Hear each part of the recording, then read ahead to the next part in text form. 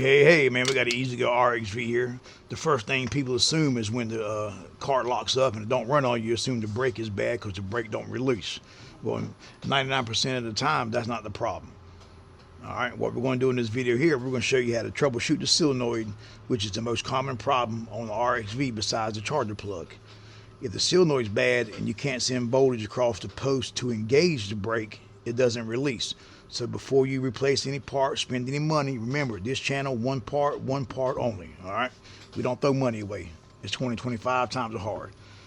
I'm gonna show you how to test the primary, secondary, and the whole solenoid itself to figure out if the brake is bad or the solenoid. First thing you do, put your voltmeter on both DC. That's V with a straight line. Put the black lead on the main negative. The red lead you're going to put on the red wire on the solenoid, which is straight off the key switch. Should read battery voltage.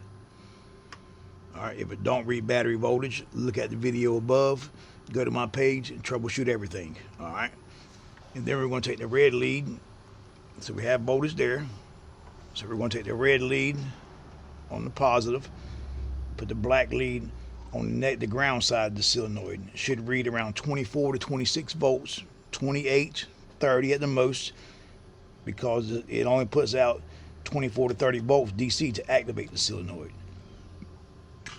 All right, you can see there we got 28.447, which tells me you have your secondary circuit is good. So now what we're going to do is check voltage on both posts here, and you should have the same thing, 28.3. All right, if you have that and the solenoid does not click and engage, your solenoid is bad. But now what you want to do is test the big post. We're going to put the black lead on main negative and the red lead on the battery side of the solenoid. And you can see here we got 50.891. So on this same wire, you should have the same thing. 50.889. All right, so ain't that big of a difference. And then you go into the other side of the solenoid, because when you have voltage here, voltage travels from here to here. Now on this post here, you shouldn't have no less than 1 volt difference. Any more than 1 volt, replace the solenoid because it's bad. You can see there, 50.8. Same thing, you got 1/100th of a volt difference. Actually, it's perfect, 883. There you go, 882, 881. All right, so that's right. Now what I'm gonna do now, this is how you tell if you have a stuck solenoid on RXV. But let me say this, if you have 50 here and you have 48 here, replace it. It's got burnt contacts. When you turn the key off, I'll say that right. All right, when I turn the key off, my voltage should zero down. I'm trying to get this, I'm trying to lead to stay in there.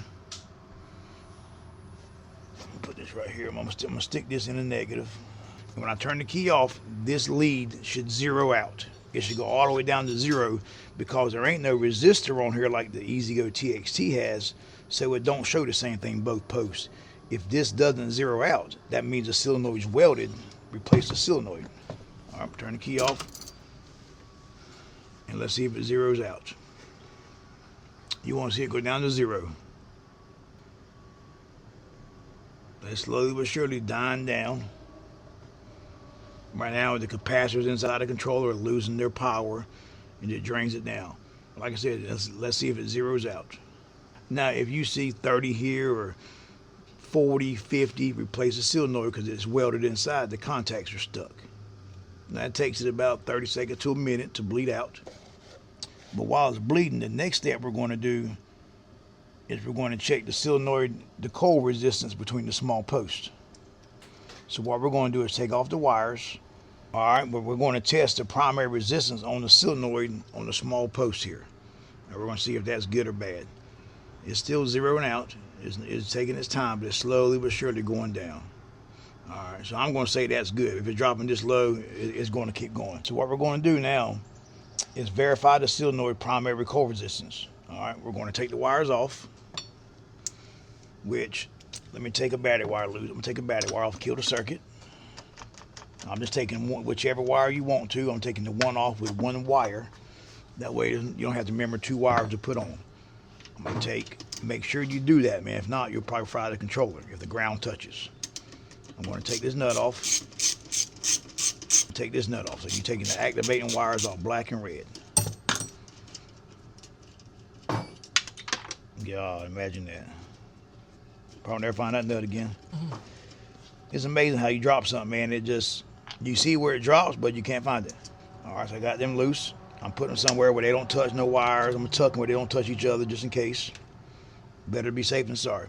Then I'm gonna take my voltmeter, put it back on my resistance, ohms there, and we're gonna see what it reads.